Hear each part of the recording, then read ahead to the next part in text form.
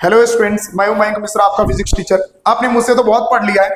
आज आपको मेरे दो स्टूडेंट्स पढ़ाएंगे, घुंगरू और रितिका। तो आइए देखते हैं। Hello friends, my name is Ritika and her name is Ghungru. Today we are going to explain the topic photoelectric effect.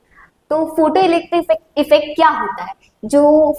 जब मेटल सरफेस पे कोई लाइट पड़ती है तो उससे जो इलेक्ट्रॉन्स इजेक्ट आउट होते हैं और जो करंट फ्लो होता है उसी को बोलते हैं फोटो इलेक्ट्रिक इफेक्ट। एक फोटोन की एनर्जी जो होती है वो एफ होती है। यहाँ पर एच मतलब प्लैंक्स कांस्टेंट है और frequency of light F frequency है।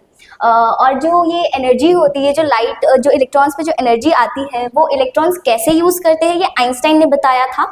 और आइंस्टाइन इक्वेशन के through energy of photo electron जो होती है वो work function plus kinetic energy होती है। इसके तीन कंडीशन है फोटो इलेक्ट्रॉन्स के। अगर जो एनर्जी है वो वर्क फंक्शन से छोटी होती है तो कोई भी इलेक्ट्रॉन इजेक्ट आउट नहीं होता है, और अगर वर्क फंक्शन इक्वल होता है एनर्जी के तो इलेक्ट्रॉन इजेक्ट आउट तो होते हैं बट मूव नहीं करते। और थर्ड कंडीशन होती है, उसमें अगर एनर्जी जो होती है वो वर्क फंक्शन से बड़ी होती है तो इलेक्ट्रॉन्स इजेक्ट आउट भी होते हैं और काइनेटिक एनर्जी भी उनमें कुछ होती है। इसके आगे का एक्सप्लेनेशन घुंगरू करेगी।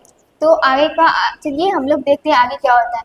Variation of frequency on photo electrons. Frequency के बढ़ने से एनर्जी जो होता है इलेक्ट्रॉन का बढ़ता है, पर लेकिन फाई जो होता है वो से रिमेन सेम होता है। इसीलिए हम लोग कह सकते हैं कि फ्रीक्वेंसी के बढ़ने से काइनेटिक एनर्जी भी बढ़ता है। तो उसके बाद variation of intensity on photo electrons. और हम लोग जानते हैं कि करंट जो होता है वो electron charge per unit time होता है।